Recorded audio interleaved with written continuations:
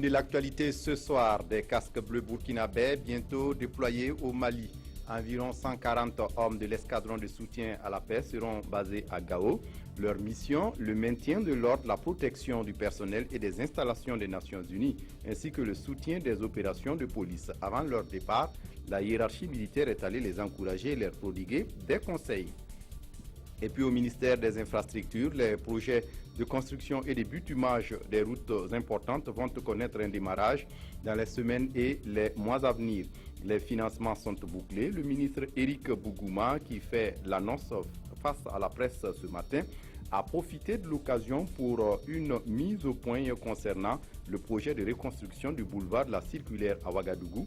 Vous l'entendrez dans ce journal. Dans quelques dizaines de minutes, les lauréats de la 19e édition des prix Gallian seront connus. Depuis environ 2 décennies, le concours lancé par le ministère de la Communication récompense l'excellence dans les corps de métiers de la presse écrite, audiovisuelle, en ligne et de la publicité. 20 ans après, le mode de sélection des œuvres fait toujours débat. Quelles sont les réflexions en cours pour l'améliorer? Quelles sont les perspectives après une vingtaine d'éditions? Le ministre de la Communication est notre invité. Il vient répondre à ces questions. Monsieur le ministre, bonsoir. Bonsoir à toi. Merci de votre disponibilité. Mesdames, Messieurs, bonsoir et ravi de vous retrouver. Mais avant de développer ces titres, en séjour à Bruxelles pour les journées européennes sur le développement, le président du Faso a rencontré plusieurs personnalités belges. Roch-Marc Christian Kaboré s'est entretenu avec le Premier ministre, le président de la Chambre des représentants de Belgique et le ministre de la Coopération et du Développement. Avec ces personnalités, le président du Faso a parlé coopération et soutien du Burkina Faso. On fait la synthèse avec Frédéric Etienne Bassenga. Le président du Faso a rencontré 3 hautes personnalités du Royaume de Belgique. Avec le Premier ministre Charles Michel, Roch-Marc Christian Kaboré a parlé de coopération bilatérale. Les 2 hommes se sont penchés sur la redynamisation des relations entre leurs 2 pays. Même sujet abordé avec le président de la Chambre des représentants de Belgique. Avec Siegfried Breck, les échanges ont aussi porté sur la sécurité, mais pas seulement. Il s'agit vraiment de réintroduire les bonnes relations qu'on a eues et comme vous le savez, l'année passée, on a ajouté le Burkina Faso aux listes limitées d'ailleurs, des partenaires privilégiés de la Belgique. Et donc on a parlé de tout en fait, des problèmes économiques, des problèmes sociaux. Aussi, n'oublions pas, parce que dans ce pays, on a eu le même problème que chez vous, on a eu des attentats terroristes, et donc on a bien sûr parlé du problème sécuritaire et de l'aide qu'on peut délivrer de la Belgique pour le Burkina Faso. Le président du Faso a également rencontré le ministre de la Coopération au Développement. Là également, on a parlé de partenariat et d'investissement. On a regardé sur le début des projets que nous faisons ensemble, qui sont dans l'eau et dans la santé sexuelle et reproductive, où on voit qu'en effet les choses ont démarré et qu'on est en train de regarder comment on pourrait travailler ensemble dans d'autres domaines, par exemple le domaine de la sécurité, le domaine de l'informatisation de la fonction publique. Mais on a aussi parlé de comment notre secteur privé, par exemple, peut regarder quelles sont les opportunités au Burkina, comment est-ce qu'on peut essayer de passer au-delà d'une discussion de développement vers une discussion d'investissement, une discussion commerciale, etc. L'objectif de ces rencontres du président du Faso, convaincre que le Burkina est sur les rails de la stabilité et que c'est le lieu indiqué pour investir. Retour à Ouagadougou pour évoquer le carnet d'audience du Premier ministre. Paul Kabatiba a discuté ce vendredi avec le président de la coordination du Symposium international de Ouagadougou sur les religions et les cultures, mais aussi avec le directeur général de la Banque de l'Union du Burkina. Le point de ces échanges avec Yolande Lompo. Dans la première quinzaine du mois de novembre se tiendra dans la capitale politique un symposium international sur le dialogue des religions et des cultures. Au chef du gouvernement, Le président de la coordination de ce rendez-vous, Philippe Savadogo, est venu lui dire de vive voix. Avec Karim Bagayoko, ils ont parlé affaires.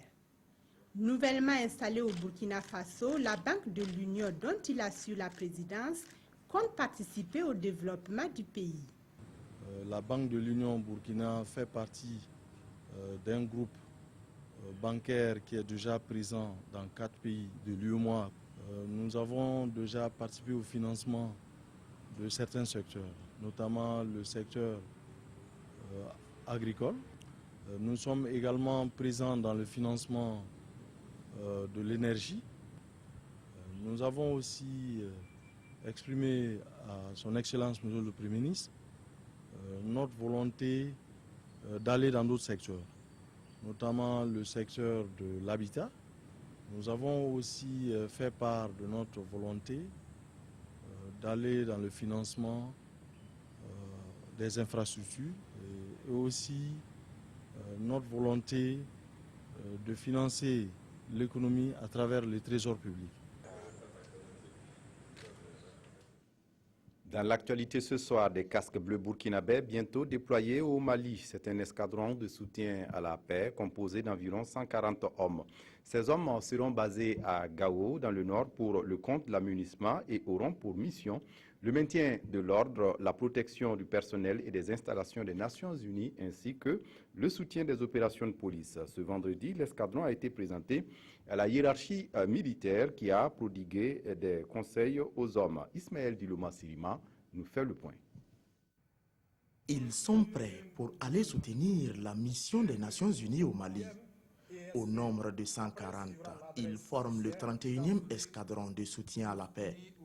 Ils auront pour mission le maintien de l'ordre, la protection des représentations des Nations Unies, ainsi que le soutien des opérations de police. On ne peut pas dire qu'on peut d'office vaincre l'obstacle, mais nous travaillons à le faire. La gestion des hommes, ce n'est pas facile, mais nous avons dans l'armée des règlements. Donc c'est d'abord appliquer ces règlements aussi et prendre en compte les règlements des Nations Unies de la mission. Et aussi ne pas perdre de vue les us et les coutumes, comme le général l'a dit, du pays hôte qui est le Mali. Les premiers membres de l'escadron se rendront au Mali ce 20 juin. Mais avant, ils ont reçu la visite du chef d'état-major général des armées. Le conseil, c'est mettre en œuvre d'abord le savoir-faire qui leur a été enseigné durant ce séjour et respecter les règles d'engagement, c'est-à-dire les conditions dans lesquelles ces soldats de la paix peuvent être autorisés à faire usage des armes en dépit d'un environnement qui est difficile. Il faut donc respecter ces consignes. Le 31e escadron de soutien à la paix est essentiellement composé de gendarmes. Il est constitué d'un groupe de commandement, d'un peloton de soutien et de 3 pelotons de marche. Ils seront déployés dans la zone de Gao-Est pour une durée de 12 mois. Les zones de crise et de conflits à sécuriser, mais aussi la protection des enfants demeure une priorité pour les Nations Unies et les autres organisations de défense des droits humains. Ce 16 juin était consacré à la journée de l'enfant africain, placée sous le signe de la protection des enfants dans un contexte de crise et de conflits. Cette journée a été l'occasion d'interpeller sur la nécessité de protéger les enfants contre les pires formes de violence et de travaux forcés. C'est à Waiguia, dans le Nord, que la cérémonie de célébration a eu lieu. Herman Toé sur place à Waiguia. Dire non au travail de l'enfant, dire oui à la protection du droit de l'enfant. C'est ce que les enfants du Yatenga ont exprimé ce 16 juin à l'occasion de la commémoration de la Journée mondiale de l'enfant africain. Ils ont saisi l'occasion pour interpeller les autorités ainsi que les parents sur la protection et le respect des droits des enfants. À cet effet, ils ont aussi pris des engagements fermes.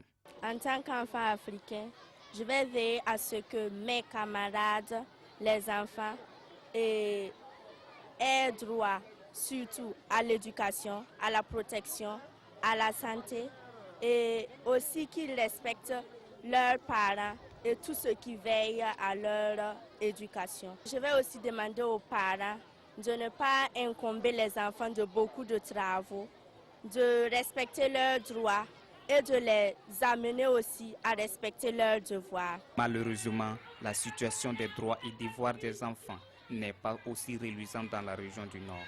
La place des enfants, ce n'est pas dans des champs de coton ou des champs de haricots ou dans des sites d'orpaillage, mais la place des enfants, c'est à l'école.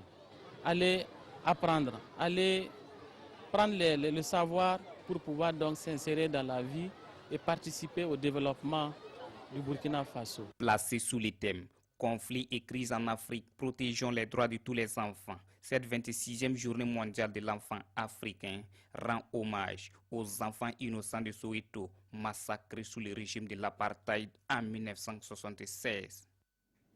Autre point de l'actualité ce soir, la question des reportages facturés pose un problème dans le traitement de l'information et remet en cause son équilibre. C'est la vision de certaines organisations de professionnels des médias. Face à cette situation, faut-il continuer à facturer les reportages? La question était au centre d'un atelier qui a réuni ce jeudi à Ouagadougou les organisations professionnelles des médias et des responsables des organes de presse. Le compte-rendu de la rencontre avec Moukoun Dabiré. Ici réunis, organisations professionnelles des médias et responsables des organes de presse. Au cœur des échanges, la problématique des reportages facturés. Pour le comité de pilotage du Centre national de presse Norbert Zongo, la facturation des reportages conditionne le journaliste dans le traitement de l'information. Et il faut trouver le juste milieu pour sortir de ce carcan, tout en préservant l'autonomie financière des organes de presse. Quand vous partez pour couvrir l'activité dans la mesure où on vous a payé, vous n'avez plus un regard critique. Il est évident quand le chef de l'État vous amène, le Premier ministre ou qui que ce soit vous amène, il voudrait que vous fassiez plutôt de la communication, vous arrangez son image et non faire un reportage. À cette rencontre sera aussi débattu le statut des médias publics ainsi que le contenu de l'information apportée au public. Nous constatons ces derniers temps qu'il y a une reculade. Et ce n'est plus comme juste pendant la transition où les gens effectivement pouvaient sortir, développer des initiatives, faire de l'information de proximité. Il peut y avoir un événement majeur qui intéresse les populations, mais on commence par les audiences du chef de l'État, du Premier ministre, et ce qui touche l'ensemble des populations, on termine avec ça. Nous pensons que ce n'est pas normal et il faut que ça change. Pour Justin Coulibaly, il faut que les médias publics reviennent à la dynamique enclenchée au sortir de l'insurrection. Dans quelques dizaines de minutes, les lauréats de la 19e édition des prix Gallian seront connus. Depuis environ 2 décennies, le concours lancé par le ministère de la Communication récompense l'excellence dans les corps de métiers de la presse écrite, audiovisuelle, en ligne et de la publicité. Nous avons en ligne de la salle des banquets de Ouaga 2000 où a lieu la cérémonie de remise des trophées de l'excellence. Ruth Buni Ouattara. Ruth, bonsoir.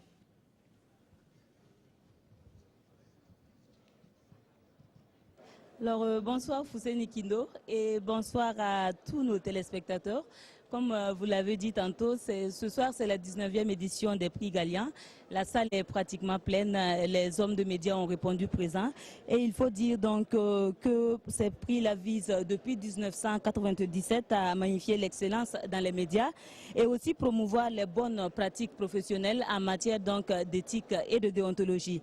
Pour cette édition, il y a 279 œuvres en compétition, contre 246 pour la dernière édition. C'est dire donc qu'il y a une hausse au niveau des postulants. Il y a 221 œuvres en français, 28 en langue nationale et 30 au niveau de la presse en ligne. Cette édition, donc nous allons le rappeler, est aussi placée sous la présidence de Roger Nikema, directeur de la radio Salan Koloto, et également premier président de jury. Et l'édition est aussi parrainée par Lucien Camara, directeur général de la Loterie nationale burkinabé. Et l'édition est sous le haut patronage de son Excellence le Premier ministre Paul Kabatieba. Merci à vous, Ruth Ouattara. On vous retrouve aux environs de 21h pour la cérémonie de remise des trophées de l'excellence en journalisme au Burkina. Je le disais en titre, je reçois pour en parler le ministre en charge de la communication, Rémi Danginou. Monsieur le ministre, bonsoir. Bonsoir. Oui, d'abord, avant d'en arriver au Gallian, vous avez suivi le reportage de Moukoun Dabiré sur les reportages facturés. On voit ici que le politique est interpellé. Et comment vous comptez régler cette affaire quand elle va certainement arriver sur votre table? C'est une question qui est une question importante pour tous les médias burkinabés, parce que dans le modèle économique des journaux, des radios, des télévisions, les reportages facturés représentent une part importante. Alors il faut réfléchir à comment nous pouvons financer nos médias en leur donnant la possibilité de ne pas faire des reportages facturés, encore que de façon ou d'une autre, ça existe dans tous les pays du monde.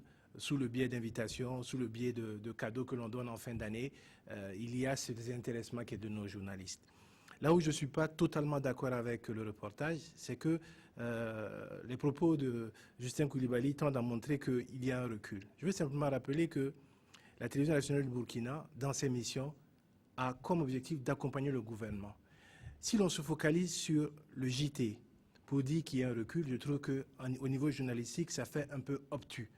Il y a des débats, il y a des reportages, il y a tout ce que l'on peut mettre pour avoir la pluralité des opinions au niveau de la télé et des courants politiques.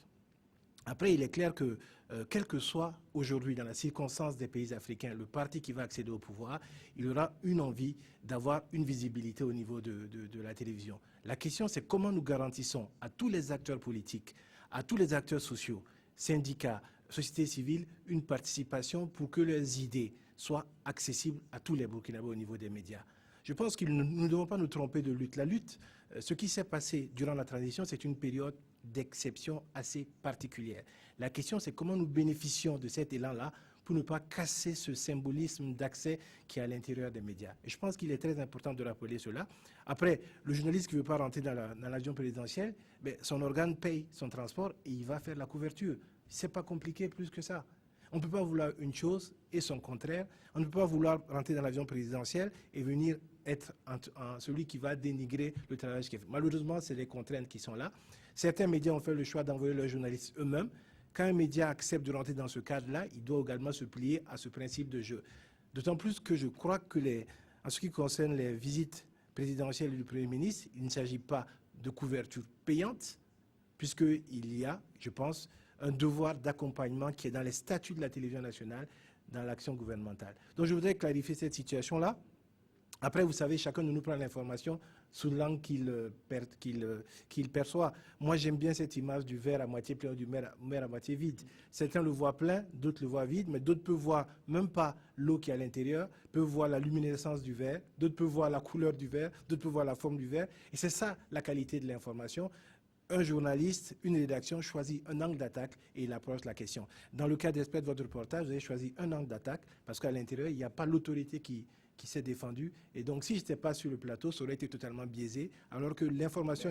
Non, laissez-moi terminer. L'information, lorsqu'on la fait, oblige qu'elle soit équilibrée. Et ce reportage-là n'est pas équilibré, puisqu'à l'intérieur, il n'y a qu'une seule tonalité de voix. C'est un peu ces petites difficultés qui font qu'il nous faut arriver à ce que le travail soit professionnel comme nous voulons. Et ensuite, on pourra dire, nous avons fait un travail professionnel, on nous empêche de faire le travail. Là, le reportage, il est dans une orientation, alors que normalement, il doit être équilibré et il ne l'est pas. Oui, le reporter est allé faire un reportage, un compte-rendu. Il vient, il rend compte de ce qu'il a entendu et de ce qu'il a vu. Et donc, il n'a pas à commenter ce que les uns et les autres se sont dit. Juste faire une remarque. Lorsqu'on fait un élément comme ça et qu'il y a une prise d'opinion, le minimum, c'est de dire comment on équilibre. Parce qu'il allait faire un reportage, il a choisi des personnes à interroger. Je ne pense pas que c'est la seule personne qu'il a interrogée durant le reportage. Donc après, vous savez, après, on est entre journalistes, on ne rentre pas dans cette polémique-là, mais je pense que quand on veut porter la contradiction, nous devons prendre soin à ce que le travail soit fait dans les règles de l'art. Et en l'espèce, ce reportage-là, je défie quiconque de dire qu'il a été fait dans les règles de l'art parce qu'il est orienté. C'est un choix, c'est pour ça que je parlais du verre à moitié vide, du verre à moitié plein. C'est un choix qui a été fait, c'est une orientation qui a été faite, c'est un message qui a voulu être porté par la rédaction. Il est normal que la rédaction l'assume, mais de l'autre côté, il aurait fallu simplement qu'à côté, nous mettions une autre tonalité qui dise « oui, mais ». Le téléspectateur est suffisamment grand pour juger ce qu'il a envie de faire.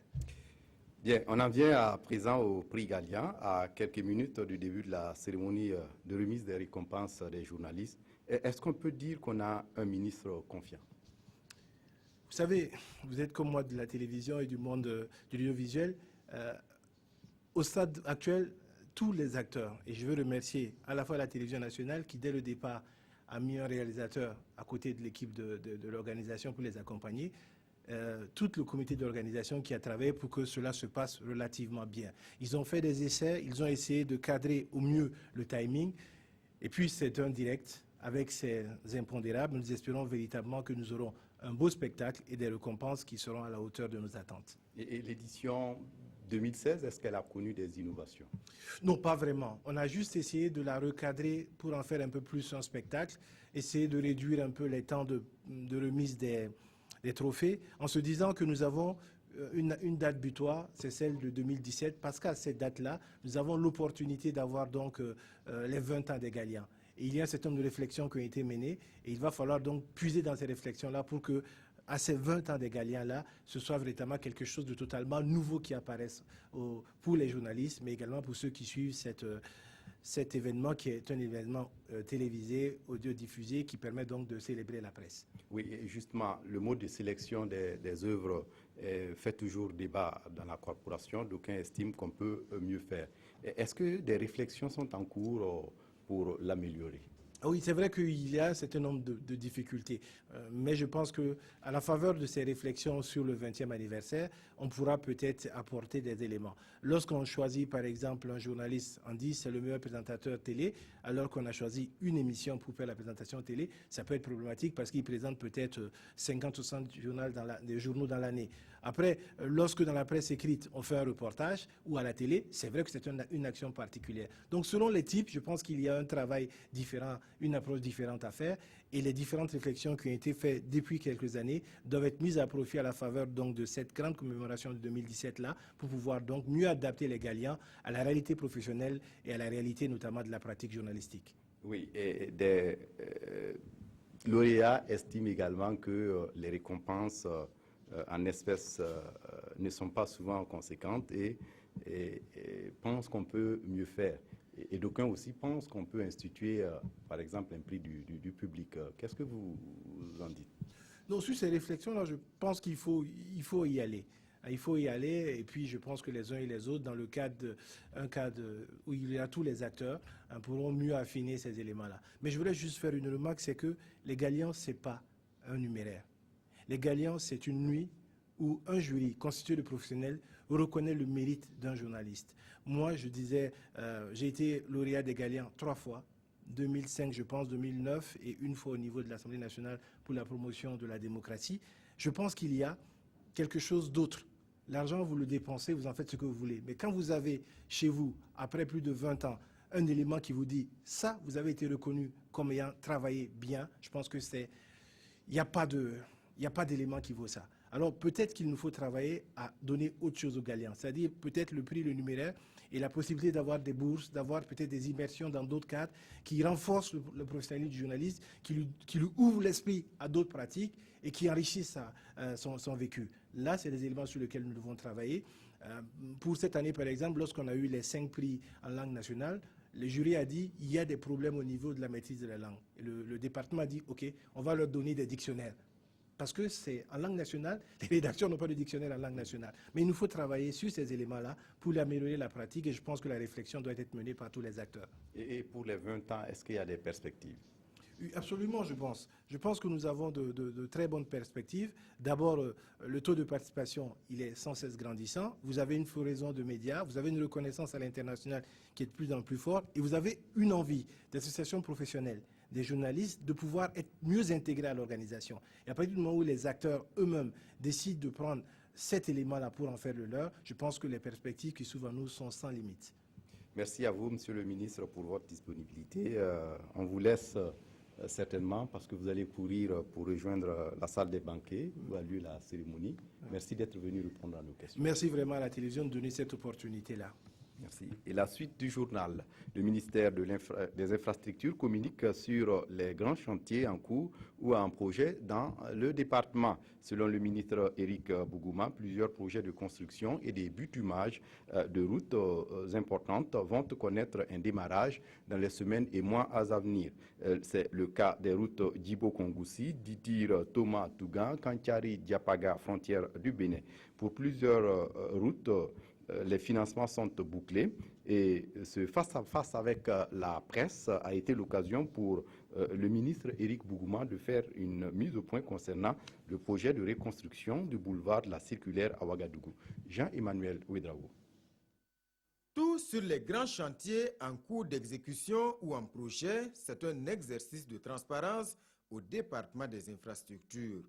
Le défi du désenclavement total du pays est encore immense, mais d'ores et déjà, il y a quelques bonnes nouvelles. Nous sommes heureux d'annoncer qu'un premier tronçon Koupéla-Gounguin sera lancé bientôt grâce au financement de l'Union européenne.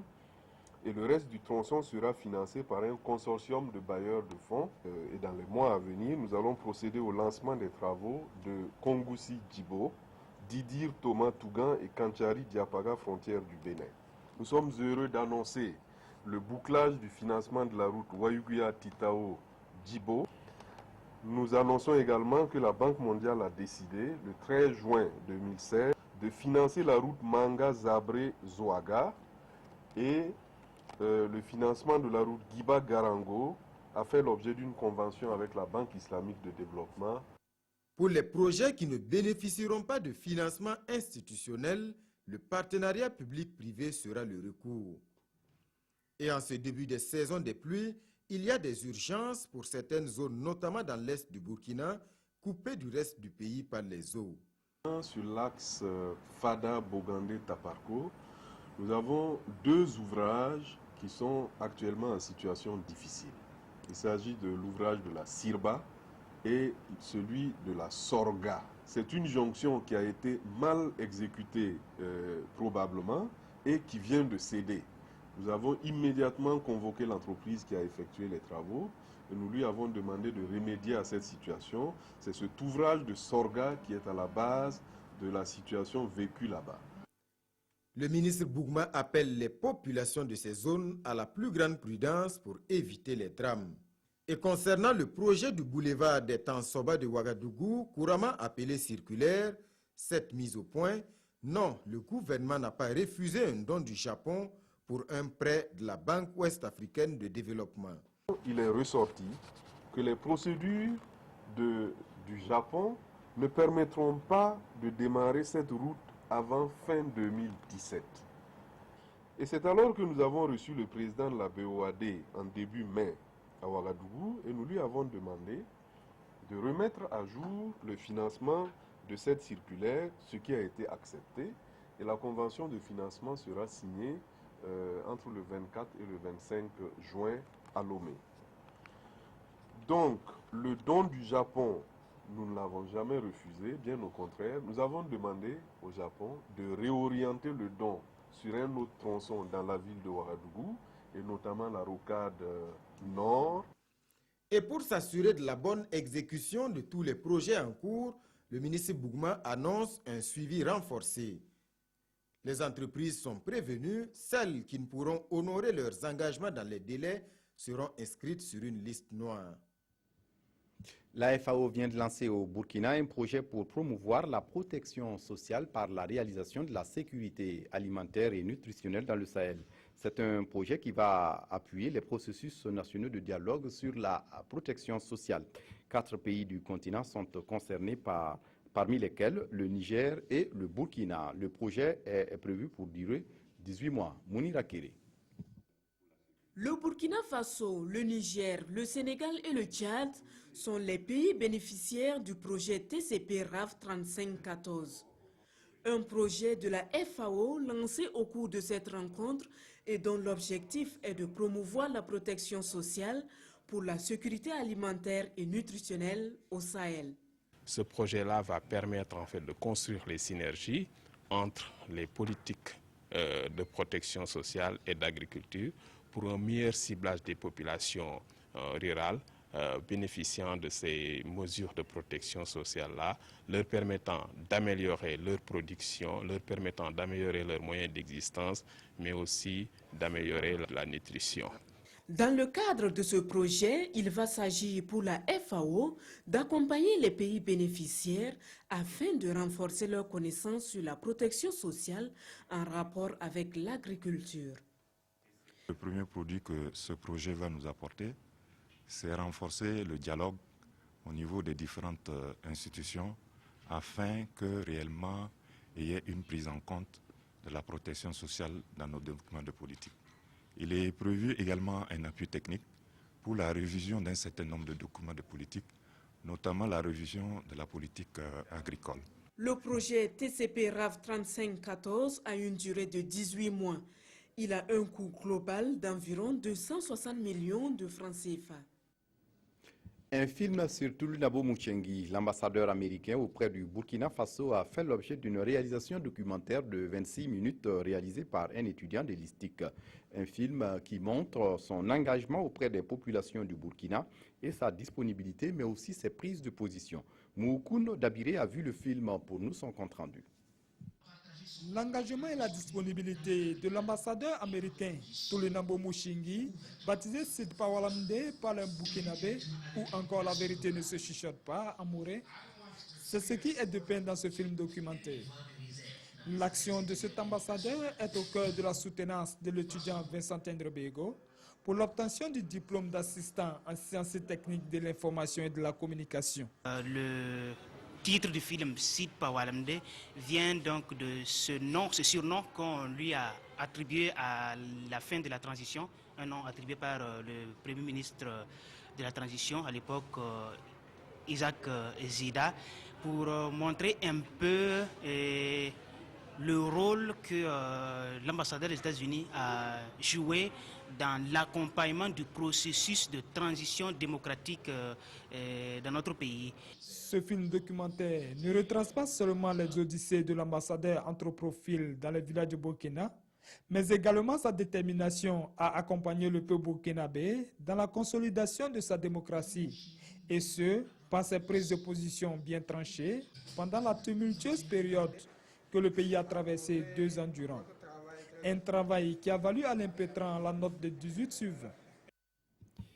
En culture, le CITO vous propose jusqu'au 16 juillet prochain un voyage dans les méandres des pouvoirs d'exception à travers sa création majeure Babourois. Dans une mise en scène bien à propos, la pièce raconte le pouvoir politique et ses manipulations. Aruna Mari. Mourir, marié, famille, peuvent tous aller se faire foutre. Un chef d'état-major manipulé par son épouse convoite le poste de son président. Nous sommes à Guatounan, un pays imaginaire aux nombreux coups d'État, avec en toile de fond l'appétit vorace de ses dirigeants pour le contrôle des ressources du pays. Intrigues, corruption, népotisme sont utilisés pour régner. On va tous aller au studio du palais du gouvernement, là, derrière cette porte. Tout est prêt et les techniciens attendent pour enregistrer télé et radio. Le discours aussi, il est prêt. C'est votre première mission. Babourois ou le roi démuni, c'est le nom de la pièce inspirée d'une œuvre du Nigérian Wole Soyinka, prix Nobel de littérature. J'ai été très impressionnée à la fois par le travail d'acteur et par cette pièce. Donc je connaissais un peu l'auteur, mais c'était la première mise en scène que je voyais ici à Ouaga. Et donc j'ai beaucoup apprécié aussi la conclusion de cette pièce. Bacha Bach, le chef d'état-major, va donc renverser le général Potiprout avec la complicité du leader d'opinion. Mais les excès de pouvoir et la trahison finiront par avoir raison de Babourois. C'est une pièce mise en scène par le tout nouveau directeur artistique d'Eric Latal. C'est juste pour que les gens viennent passer un moment et se poser des questions sur la vie de leur pays, et pour qu'ils soient acteurs de la vie et qu'ils ne se contentent pas de confier leur destin à des personnes qui de plus en plus ont d'autres préoccupations, en tout cas que le salut du peuple. Aristide Narda est un metteur en scène burkinabé. Il a fait ses premières armes au théâtre La Fraternité de Jean-Pierre Guingané avant de voler de ses propres ailes. Il est le lauréat 2007 du concours Visa pour la création de culture France. On referme ce journal par la revue de presse des quotidiens de ce vendredi, revue de presse présentée par Aimé Solange Guigma. L'indépendance de la justice n'est pas négociable, affiche aujourd'hui au Faso. C'est le coup de gueule des présidents et procureurs des juridictions du premier degré, dira le pays.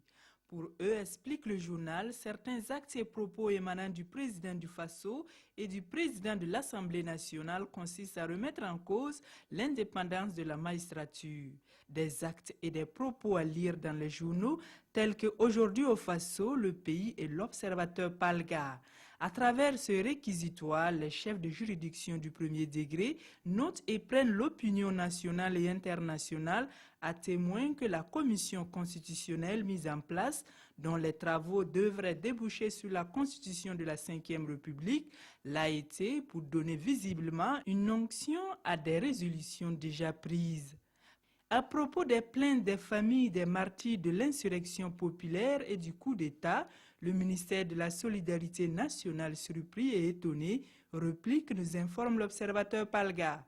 Il est utile de rappeler, Dixit Fatih Ouedraogo, secrétaire général du dit ministère, dans les colonnes du quotidien, que l'intervention du ministère en faveur des victimes s'inscrit dans le cadre d'un accompagnement social pour la satisfaction de certains besoins de base des victimes et non d'indemnisation. Allez donc dans les journaux du jour et dans notre temps les vérités du ministère en charge de la solidarité sur la gestion du fonds avec des tableaux à l'appui dans le journal Le Soir. Une gestion qualifiée de mauvaise dans celle du citoyen. C'est tout pour ce journal. Merci de votre attention. Très bonne suite de programmes sur la RTV. Au revoir.